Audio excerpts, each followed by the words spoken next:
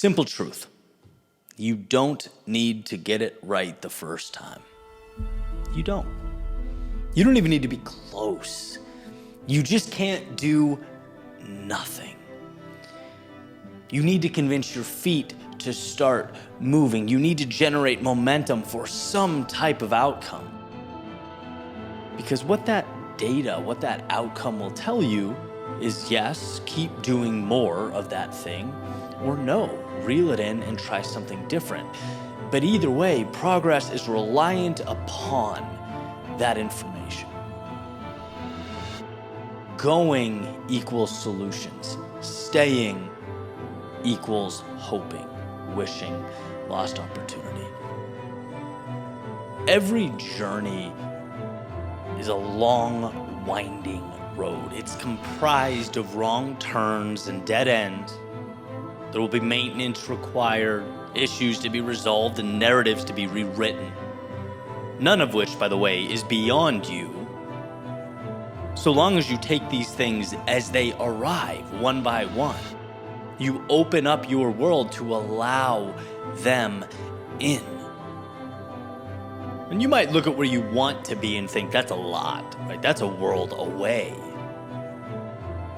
No. It's a few tiny decisions away, repeated daily. There's a Greek proverb that suggests beginning is half the battle. Why? Well, because convincing yourself you're capable is not easy. Trusting yourself completely hurts. But it's not until we come around and greenlight the process, it's not until we give ourselves permission that life begins. How beautiful is the fact that we don't have to have all the answers, not even close. We just need enough courage to step out into the storm, to brave the wind and the rain. I frequently allude to this transformation, right? The first time I spoke in front of an audience, I was terrified. The first few times, actually. Then after showing up, getting reps in, and reflecting, I realized, okay, I've earned a bit of confidence here. I continue to go, to speak, more reps. Okay, now we're getting comfortable with this. I'm not up all night the night before, rehearsing, pacing in hotel rooms. I had a little more trust in my ability. I continue, more reps. Okay, now I kind of enjoy this. I've broken through. More reps. Now there's enough comfortability where I can look at what's in front of me and start asking, well, now, how do I refine this to stand out? How do I make this so valuable that it becomes the 1% of the 1% of the 1%? I've worked hard for my baseline. I feel good. Now, how do I chisel away the little elements of mediocrity sprinkled in there? How do I pull them out one piece at a time? It is a testament to going, to allowing yourself to experience life and data points and ups and downs, all that help you refine the process. They are the journey. Can you do all that overnight? No, absolutely not. But you can always meet yourself where you are and win that battle. You can always become a little bit stronger, setting the stage for the next level and the next and the next. In fact, when you're in it, it feels so intuitive that you don't even realize what you're doing, one battle at a time. You're just stepping on the stone in front of you. Think about it. You don't defeat a storm. You simply navigate through each gust of wind and every drop of rain. You pick apart and outlast the pieces that make up the storm, and you are capable of that. You're made for that. Again, when you give yourself permission to enter the arena that is adversity, that is the unknown, success is oddly intuitive. It just kind of appears in front of you, one obstacle at a time, or one opportunity at a time, depending on how you're looking at it. The problem is that too many of us stay on the sidelines. I think you know this, right? And when you wrap your mind around the fact that stagnation is the only adversary, you become free. You unlock what you could be and always should have been. I mean, how brilliant the mind, that incomprehensible network behind your eyes, capable of both putting a man into orbit and navigating the depths of the vast oceans that surround us. It is, in and of itself, a miracle.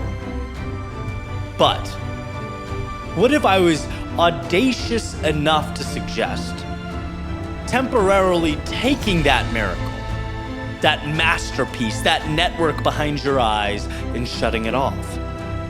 For a moment, hitting pause on the defense mechanisms actively painting what-ifs and worst-case scenarios, begging you to play small and seemingly always prioritizing safety over meaning. What if I made the case that the best thing you could possibly do is start now and ask questions later? Begin the journey, start the ride, immerse yourself in the river's current. And sure, you don't know where you'll end up, but it won't be where you currently stand. And that new you contains wisdom. It contains that accrued data to improve upon. It contains the 2.0. And so the key now and forever is not to expect all the answers before you step foot out the door. It's not to be sure everything will fall into place. It's simply to have the courage to move into the great unknown without any reassurances. It's you, your belief in yourself, and variables unknown. You don't have to get it right the first time. You just can't do nothing.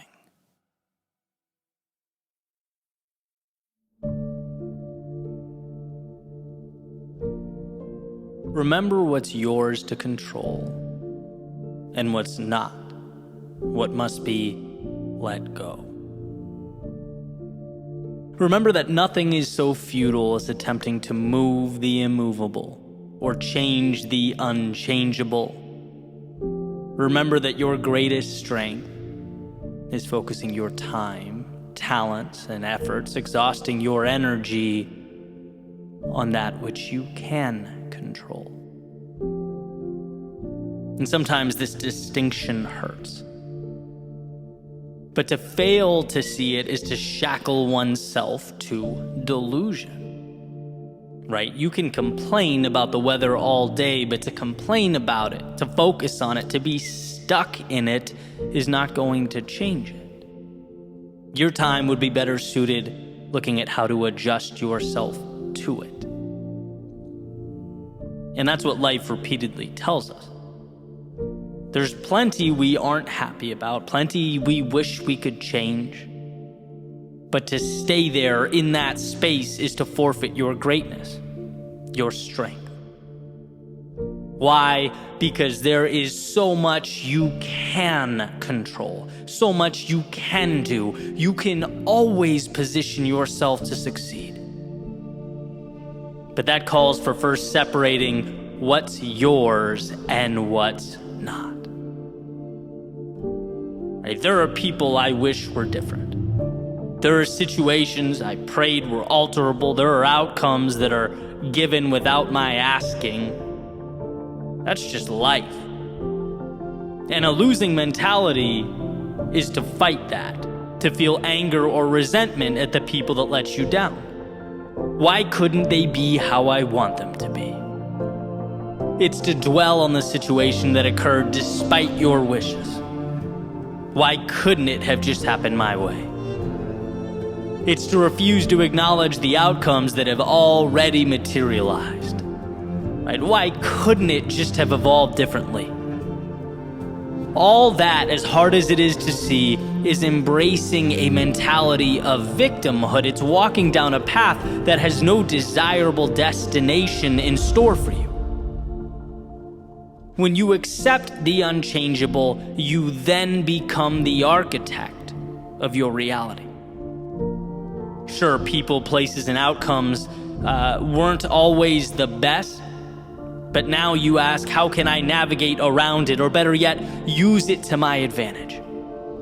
It is, to use the famous metaphor, not shaking your fist at the wind, but building sails for your boat, creating a path to take you somewhere new.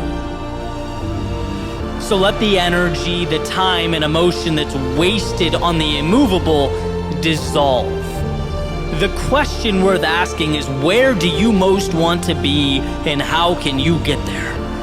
And while those details outside the scope of your control can feel like a bottomless gap in your way, I promise that what's around you is enough to build a bridge over it.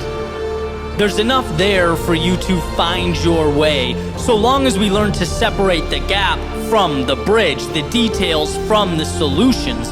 When all you see is why you can't go, or how it can't be solved, or how impossible something is, it's not that you are looking at an unfortunate truth, it's that you are looking at the wrong supporting evidence.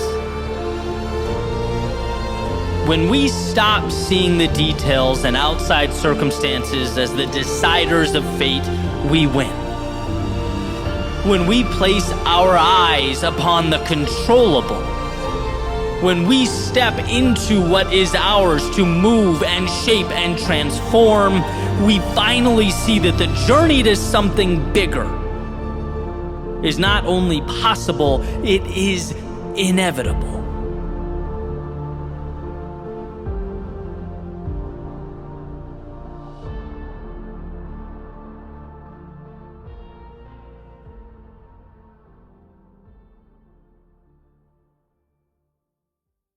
You can salvage the day.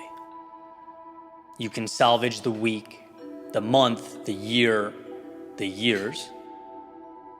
All is not lost. It's never lost. The trap is looking back and using what happened to define what will happen. Using what's behind you to map what's in front of you. What brought this to mind? Well, personal note, this has happened before. Today was not a good one. At least not until now. Not from a productivity standpoint. I just got back from Europe, a little jet lagged.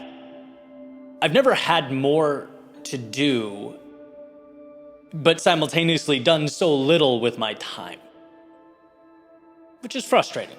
But I'm going to the gym in an hour, and that leaves me 60 minutes to salvage what could easily have been looked back upon as a lost day.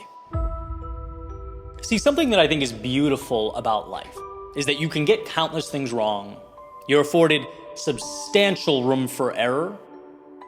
And it's often, you only need to get one thing right. Like take dating, right? Countless wrong relationships. You only need one to work out, right? Entrepreneurship, ton of mistakes, lots of swings and misses. That's built into the process, but the one win can change everything. Or these stories, these ideas I share on social media, right? A lot of them totally miss. They resonate with me and, sometimes me alone. But if one resonates with others, one gains traction, there's a lot of impact to be had there. And so I wanted to share this because it's a slightly different angle to what I've talked about before. Of course, this has elements of, you don't feel like it, well, do it anyway, right? David Goggins would have an aneurysm hearing that I even contemplated not writing today. But here's the thing. It's very easy to group a period of time together and call it a loss. It didn't happen today, it might tomorrow, right? It's easy to look back on what you were and use it to build walls around yourself to say it's what you are now, when in reality, there is still value to be squeezed out. Just because what existed before now was antithetical to everything you wanted it to be, well, that doesn't mean there's no win buried in there. It doesn't mean between 4:45 and 5:45 here today, I can't share something that's important to me that might help other people identify and dive into something that's important to them, right? All is not lost if time remains. It's a message that, sure, it might be psychologically easier to walk away from the day because the first half wasn't good, but that's not the move. There contains somewhere in there the seed that will grow, or at least begin the process of growing what you need. Jim Quick, he recently said, some days all you have is 40%. And on those days, giving 40% is 100%. Maybe seeing that subconsciously saved my day today. I don't know, but it's very easy to check out when the past was not what you wanted it to be. Instead of thinking, yeah, but one right move right now changes everything, changes the momentum, alters the personal identity. You're always one move, one decision away from reigniting momentum. A quote unquote bad day can be completely mitigated with one incredible decision or action. So let's pull this up a level. Where does it bring us? It brings us to those moments we're sitting in bed, wishing things were a little different, went a little differently, or looking in the mirror, disappointed in the day. And instead of letting it define the story in totality, remembering that there's something there. Maybe just one thing, one action, one decision, one move you can take to salvage what remains. There's some value you can find that will reposition your outlook on what has occurred. There is no loss here, only the win that hasn't happened yet.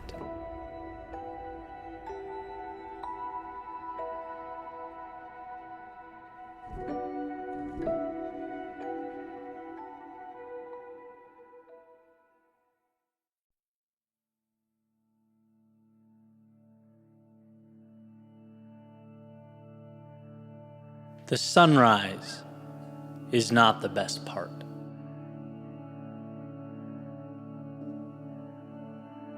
I want to explain something I've tried to articulate over the years, but at least in my mind, have never quite captured how I feel or what I mean. Because I think it's important. Now, a tad trivial, or could be seen that way. In fact, I picture one of those memes where the top says nobody, and the bottom would say Eddie screaming about the sunrise for 10 years. Whereas a buddy of mine recently said, a bird flies over my right shoulder and I want to go home and write a novel about it. But, truth be told, there's beauty in the mundane. And I think when looked at correctly, some of our greatest lessons about ourselves, about the world, and about how those two things often aren't as different as we might be inclined to think, shine through. So we're going at this again, one more time. The beginning, 4 a.m., I couldn't sleep last night. So I got up, I got dressed, went to the Dunkin' Donuts drive-thru around the corner, and I was sitting there right as it opened at 5:30. Got my French vanilla coffee and headed to the beach to see night turn to day. And here's an interesting thing. If you were to search sunrise Pompano Beach on that particular day, it would have told you 6:28 a.m. I got to the beach around 5:40. And this will become more and more relevant as I sort of progress here. But when I arrived, it was dark. There was not a soul outside, except for a man with a dog, who for some reason warned me that he had a dog, and another man twirling around a glow stick. Listen, Florida's the best place I've ever lived by far, but it keeps you on your toes, man. So I walked by them and found a spot by the water. I sat down, and it was truly theatrical. It's almost hard to find the words for the South Florida sky in the morning as night turns to day. Right? And as I'm sitting there looking out over the Atlantic, you can see right where the ocean and sky touch these little patches of teal and orange and pink that start to slowly break up the darkness. Almost like someone's dipping their brush in paint and just flicking it at a canvas. Random assortments of colors. And it's very interesting because it happens subtly and somehow all at the same time. Piece by piece, these little neon strips start making their way over the horizon. I just sat back with my coffee and I watched the world around me come to life. Birds start flying over the water. The sand rake, if that's what it's called, started driving around, preparing the beach for everyone that would come visit that day. You start to hear voices and laughter infiltrate, the beach around you. And here's my thing. Here is that thought that I truly feel is important, but have a hard time with the why. It's how people show up at 6:15 and make their way to the sand to watch the sun come up. Obviously, understandable. It is an incredible sight. To see that giant ball of fire emerge in the distance, seemingly make its way up into the sky, I get it. I just can't help but feel like in some way, it's similar to fast forwarding a movie to the point where the villain's already been defeated, where the problem's already been solved. It's like it's the post-game interview after the Super Bowl.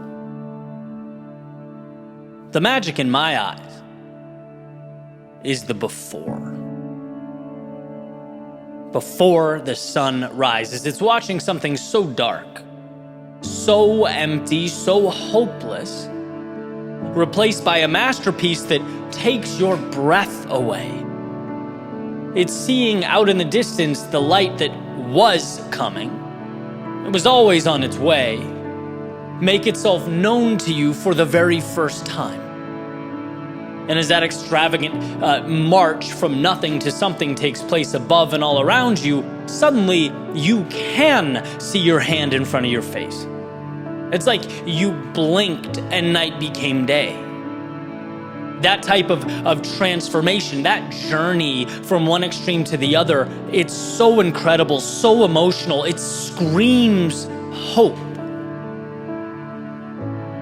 It makes it that much harder for me to say, I can't change, I can't let go, I can't build. It's like, look, you just watched the black of night become day. It's a reminder that things are always dark until they're not. We can never see until we can. It's just make-believe until it's real. It's a process of holding on. Sometimes it's just holding on until that paint begins to color in the world around you. So it's not that the others are wrong. Again, I totally get it. I get the appeal of putting the beach chair down at 6:15, snapping some pictures of the sun in its magnificence. I get it. It's real. It's tangible. It's the shiny object. Theoretically, it's what we should be looking at. But let's not forget that magic in its infancy. Because for everything that is, for every sun that rises, its origin was once darkness. Its beginning so convoluted and so bleak that it's only logical one would look around and fail to see reality stretching beyond those desolate confines. The world seems to like pointing out the shiny things and the obvious spectacles. But if you ask me, the power precedes that sun rising. The power is navigating through nothing, knowing that things will not only be different, but that a light show is soon to emerge. That the line between possible and impossible, between heaven and hell, is showing up. It's settling in and hanging on as the darkness fades and gives way to morning. It certainly reminds me to hold on. It reminds me that amidst every storm, I'm living moments that, when zoomed out, comprise the masterpiece. It reminds me to hold on, to find color, to see the beauty, to appreciate the journey, because the sunrise is not the best part.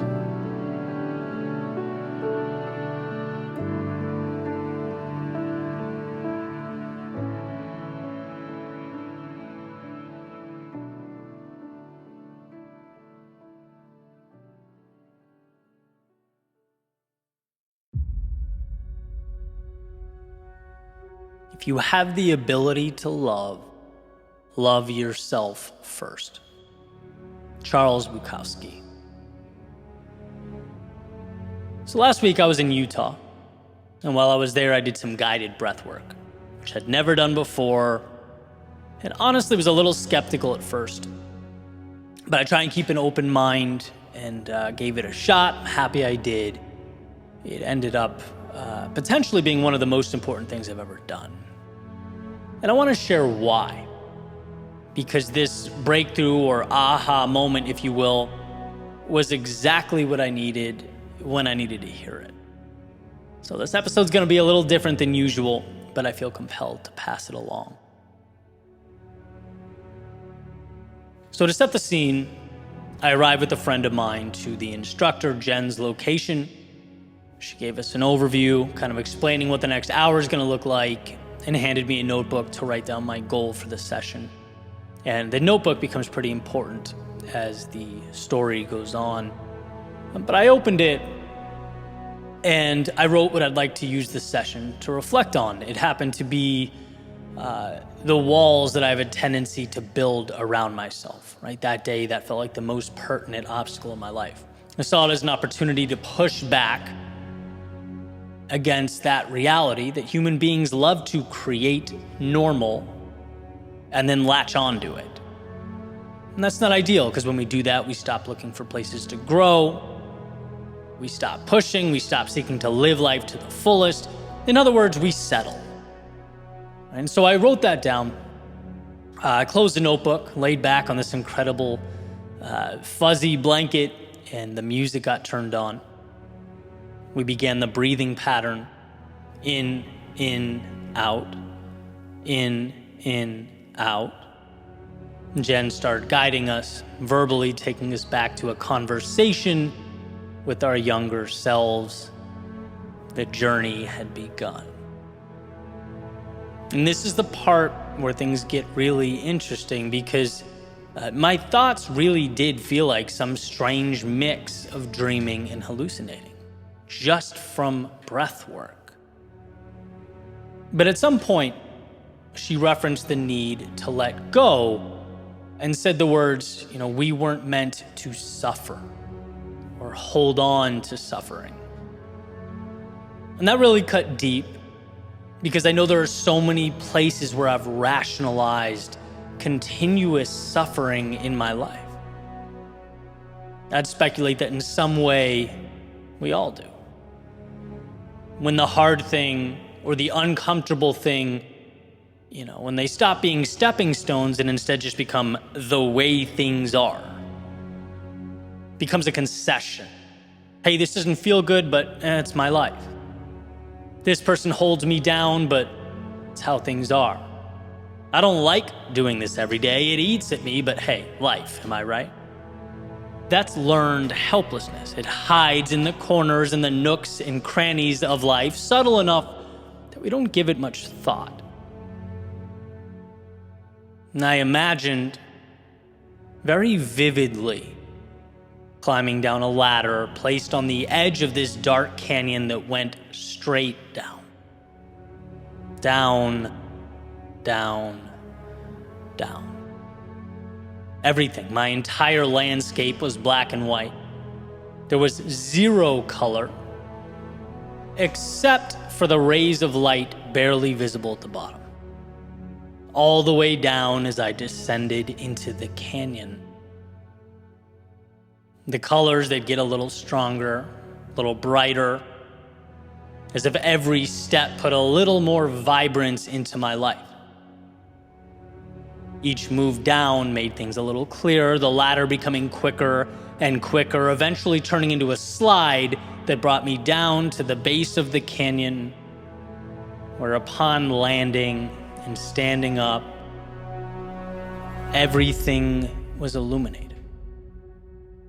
Fields of sunflowers, waterfalls, birds chirping, the sun shining, and it was there in that moment I realized my intention for the class, the one I wrote down in that little notebook, well, it missed the mark.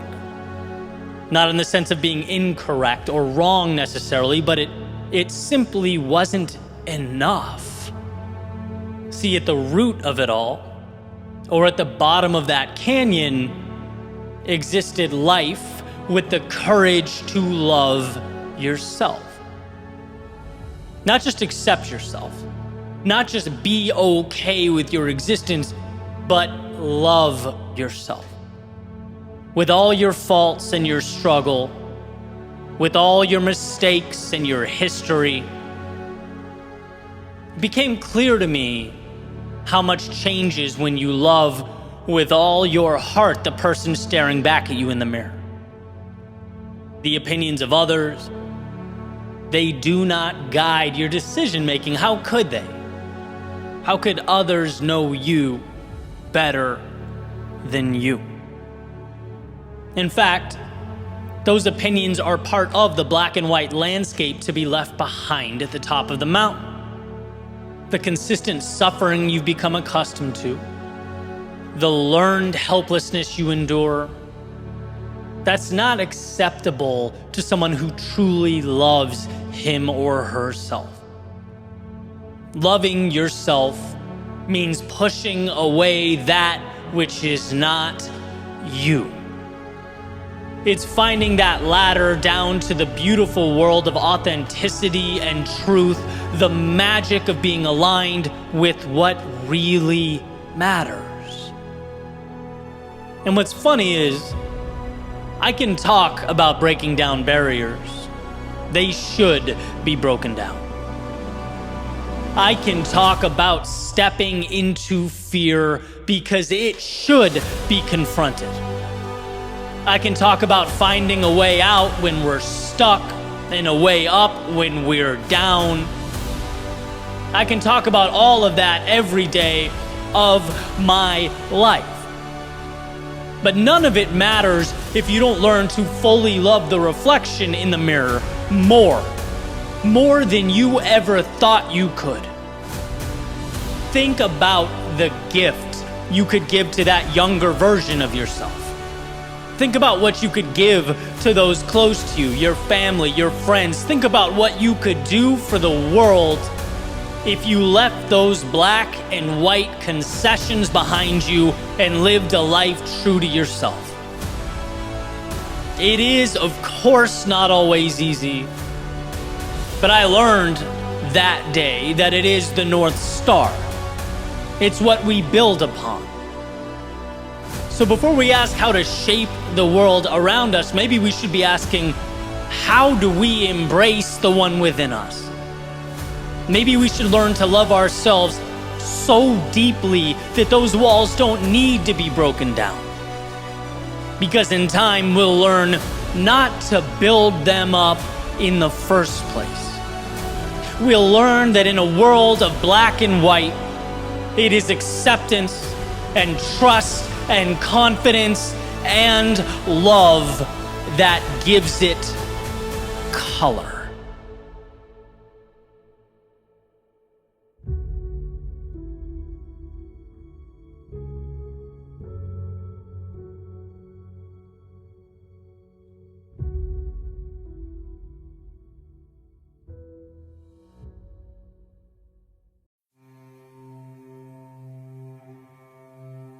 How do you visualize the road you're on?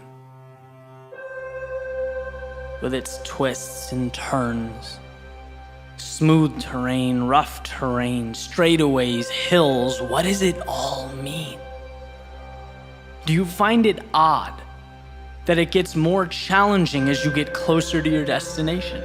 Right? The further along you get, the more tension life puts between you and the finish line. Almost like the universe is adamant about weeding out those who think they can skate by. What is the difference between saying you want it and really wanting it? Perhaps it's a willingness to fight through a storm just for the opportunity to find calm and serenity in its center.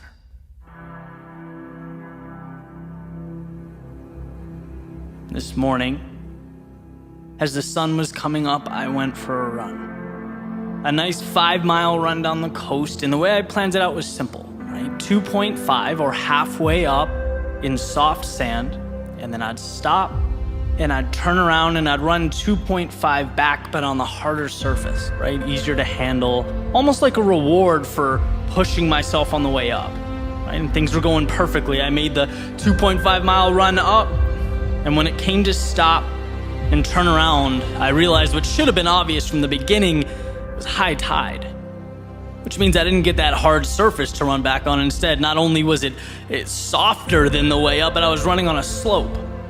And that just threw my mind for a loop, right? I'm embarrassed to admit I was actually angry about it. You know, I pushed myself hard going up and wanted that breather. Almost felt like life pushed the finish line back 2.5 miles. And trust me, as I'm writing this, it seems ridiculous to talk about, but in the moment, just irrationally annoyed. That was the carrot that had been chasing the whole time. So I begrudgingly, moved forward, kind of trying to figure out what to do, and ultimately just continued forward. And the emotion subsided, and as usually happens, you pull yourself out of the weeds a little bit. The big picture tells a different story. Different story means different perspective. And that's what I came across, right? This idea or this question, well, why do we expect life to be flat ground? Why was that my assumption to begin with? The easy to navigate path. Why is that the standard? And the more I thought about it, right, the more I wondered if that's the very reason why we underperform. It's the little spark that ultimately lights this wildfire of regret. Because when convenience is the standard, everything else becomes unfair. Everything else is a burden. When the road should be flat, what are we to make of the hills in our path? Thinking life should be easy, it provides oxygen to a victim mentality. And sometimes it takes these little experiences for me to refocus on these subtle realities. The flat ground is not the standard, it is earned. It's a gift. It should be cherished and appreciated because guess what? Life wasn't easy, it isn't easy, and it never will be. But I believe the differentiator is knowing that, right? So I kept running on the slope, feet sinking into the sand. I got my teeth kicked in just a little bit longer and life didn't end. In fact, I think the mental aspect was tougher than the physical. We're only talking 5 miles here, but when the standard changes, so does the performance. It's about just moving forward, and like poetry, with about 3/4 of a mile left, right, the beach widened. It leveled out, the ground became harder, each step became easier, and yeah, I was running. But in my head, it felt like I was lying on a bed of feathers. Because when you prepare to face life's demons, when you're ready for battle, when you anticipate you'll have to give everything, any adversary that falls short of that feels like wind behind your back. We can endure anything. The question is whether or not we put ourselves in position to. Mistakes, they don't define us. Heartbreak, it doesn't kill us. And criticism, it doesn't shape us. But I'll tell you what, the fear that they do stops a lot of people from becoming who they're capable of becoming. Panicking at the slightest sign of discomfort, moving away from anything but the convenient, when in reality, inconveniences are the path. As Ryan Holiday famously put it, the obstacle is the way. See, satisfaction, it doesn't even exist without a will to overcome. What meaning does a finish line have without miles of self-doubt and questions and fear and dragons being slayed while you prove to yourself over and over again that, you know what, I am more and I can be more. And the crazy thing is that there's not even a stopping point here.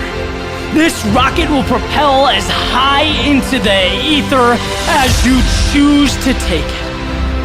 And look, it's not about running on slight inclines or sinking a few inches into the sand. It's not about being rejected, losing, or castigated by 7 billion self-interested souls. No, it's about not being scared to take the bridge that connects current to future. Complacency to recreation, the known to the seemingly impossible. You're made of so much more than you give yourself credit for. You are so much stronger than you think you are. So for yourself and for the world, capture that. Own it. And redefine what it means not to simply exist, but to your core, with every ounce of your being, your soul, every fiber in your body, to truly live.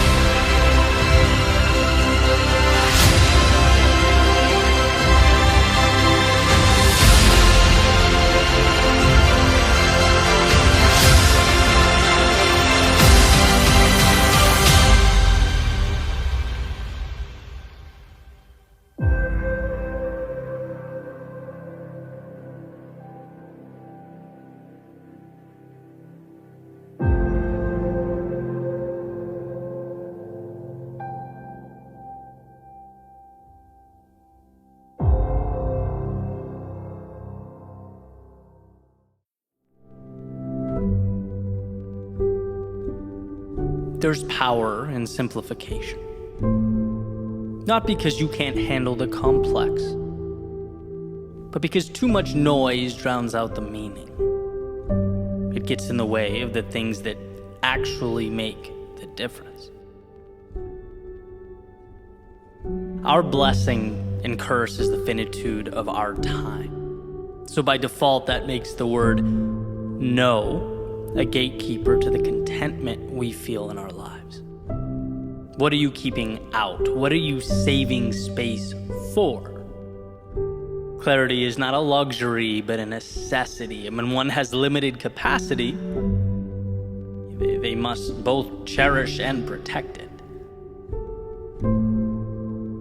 So why does this matter? It matters because when you simplify things, the path is never as intimidating. The problem is never unsolvable. The opportunity is never too far away. It matters because we dress the solutions up in irrelevant detail and then call them the problem. We don't see things as what they are. We see them as stories we tell ourselves. We see too much, and it just so happens that the biggest leaps forward one can take in life are the result of not secret formulas or hidden answers, but in freeing ourselves of that excess. Saying no to the wrong things so that we can say yes to the right things. Underneath the stacks and accumulation of nothing is something. There's something to the notion that the road to recovery is always a single decision away. That it's already there. But you just haven't been able to acknowledge, to choose it. When life becomes convoluted, there's this tendency to think, I am the problem, I am broken, I am incapable of X or Y or Z. And it's like, no, you've just let so much in that what was once obvious is now buried. You're looking at the giant ocean before you, forgetting that a very tiny boat can traverse it. Basics. Let's ask the question, where is it I most want to go? And what would one step in that direction look like? Sometimes we have to go knowing that mile 10 will have its monsters, and mile 50 will have its setbacks. But to not take step 1 in anticipation of those future problems, of something way down the road, is letting that excess in. Simplicity is the goal. Simplicity. Ask yourself, can you start? Right? Beginning grants you one of the greatest weapons to possess, an ability to adjust, the ability to adapt, the ability to utilize the now.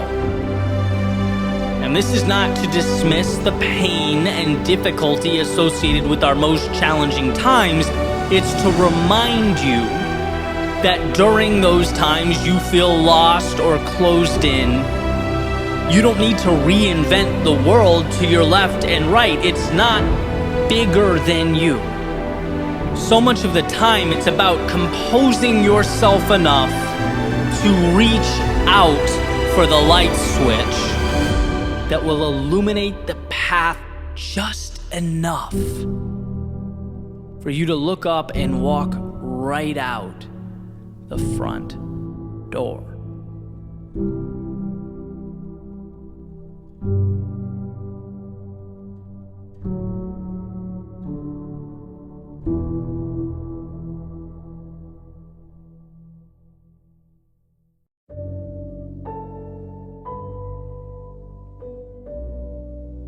Somewhere along the way, we all come face to face with the gatekeeper. Watcher of the road ahead, protector of the path before us, he is your defining moment. The reason you either go home or push forward. He's where your story ends or begins. And see, I've met him before many times, this gatekeeper. Guardian of all that's worth possessing, acquiring, and conquering. I've witnessed the pain he inflicts, the doubt he manufactures, the obstacles he creates. And what's interesting about the things in life worth having is that they're never easy to obtain. The universe has this way of making sure you really want those things you say you want. Because a lot of people talk, and they wish, and they project. But what they fail to see is that it's not until the wheels hit the road that the truth materializes. There is a cost for everything. You don't get day without night, or courage without fear, or bliss without pain. The road to every kingdom travels through hostile territory, and the harder you pull that arrow back, the more power it contains as it leaps forward. Resistance in life, it's not a detriment, it is a simple triage process in which only those willing to endure the cost of excellence are able to access its bounties. You can have all the world if you give all of yourself. The question is, when the gatekeeper approaches and it's decision time, what's your move? We are a product of the pain we endure, the sacrifices we make, the struggles we overcome. Let's not complicate that which is simple. It's not the universe, but your mind that needs convincing.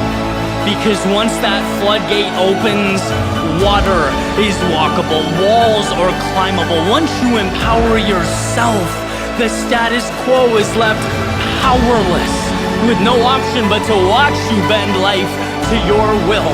It's not during the easy times, but the midst of your journey, the heart of your race, when you most want to pack your bags and call it a day, that gatekeeper stands before you, hand extended, whispering that you want it, but maybe not that bad. And it's in that exact moment that you dig deep, look him in the eyes, and show that there was never a doubt, only belief. And no matter what awaits, you'll endure, you'll break through. Because gatekeeper or not, that's who you are.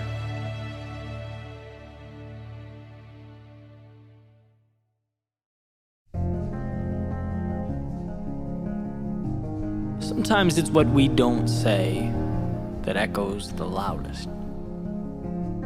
What we don't do that has the greatest consequences. Where we don't go that ultimately gets us lost. I remember as a teenager applying to college, I was working on the admissions essay. I was brainstorming with my grandmother, talking over possible topics and approaches. And she read me this quote that's sometimes attributed to Mark Twain, but that's beside the point. The quote states, 20 years from now, you'll be more disappointed by the things you didn't do than by the ones you did do. So throw off the bow lines, sail away from the safe harbor. Catch the trade winds in your sails, explore, dream, discover. And I thought this was the perfect bridge to the next chapter in my life. The latest horizon, the newest adventure. I thought it was incredible, and it was. It was exactly what I needed, and so on to that next adventure I went. But here's the thing. As life unfolded, this equation somehow transformed from exploration and dreaming and discovery into the question, well, what am I supposed to do?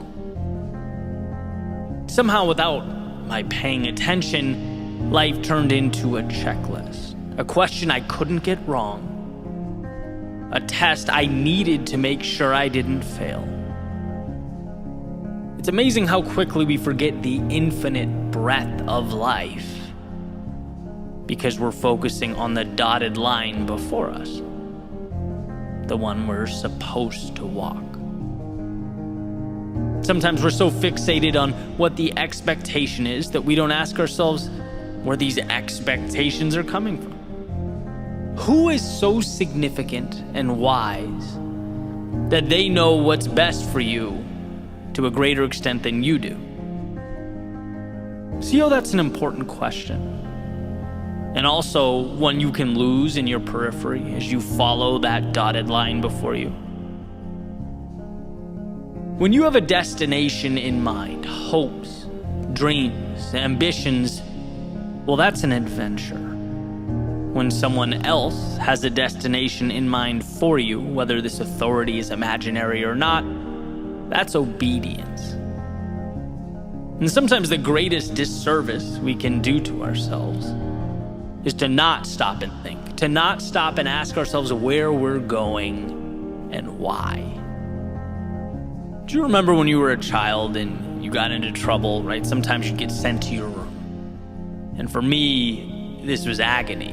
When it was punishment, I wanted to be anywhere but confined within those walls. I hated being sent to my room. And then finally, the door would open. My parents would say, Eddie, you can come out now. I'd go outside, play basketball for a little bit, and then oftentimes I'd find myself right back in my room. Happy, playing with my toys, whatever I was doing, not a care in the world. And it's like, what changed? Nothing but the context.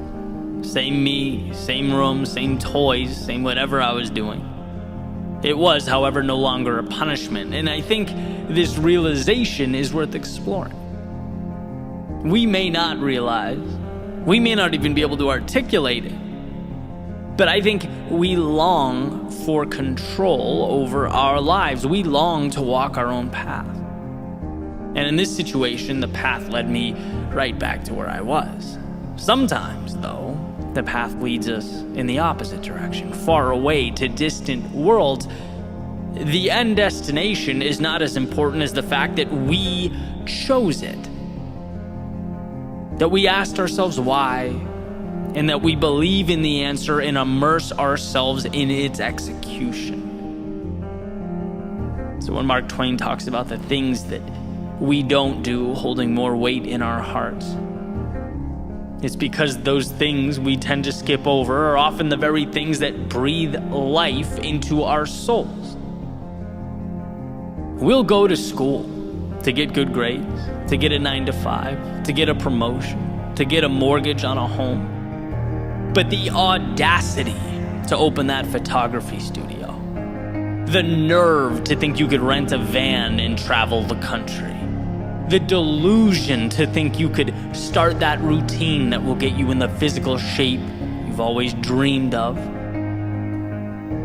See, we're lucky and fortunate to have the things that we have. The quality of life we lead now far exceeds those that came before us. Life is convenient, incredibly convenient. But what is convenience if it comes at the expense of purpose, of meaning in life? Because that's what steers the ship.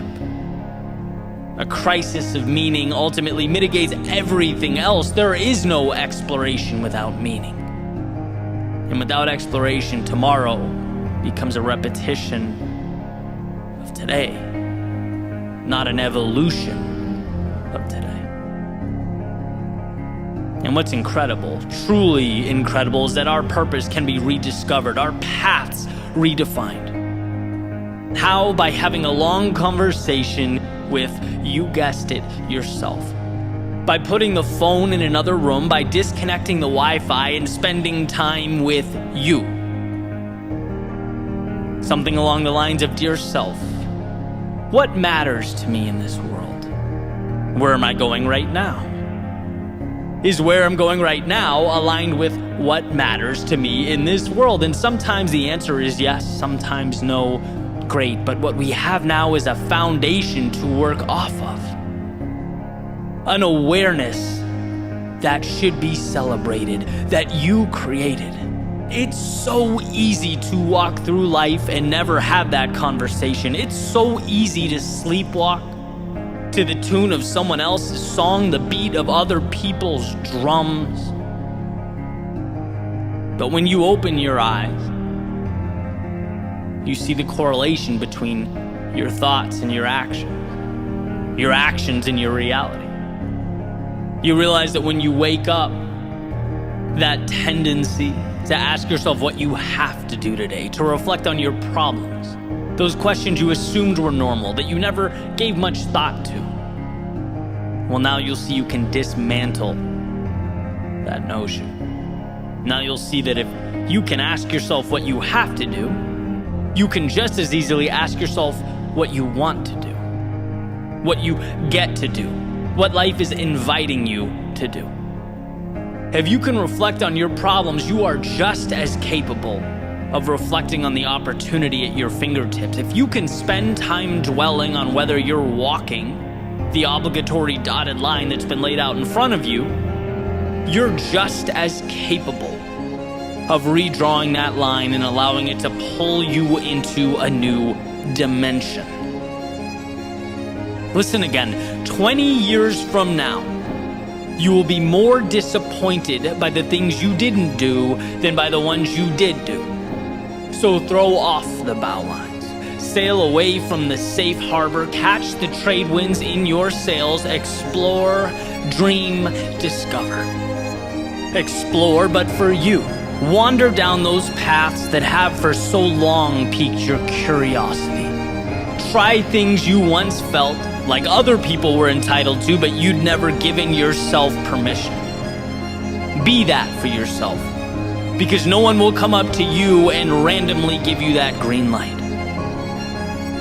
Dream, because without building your castles in the air, as Thoreau calls them, you live your entire life on the ground. You'll never hit targets that you don't create.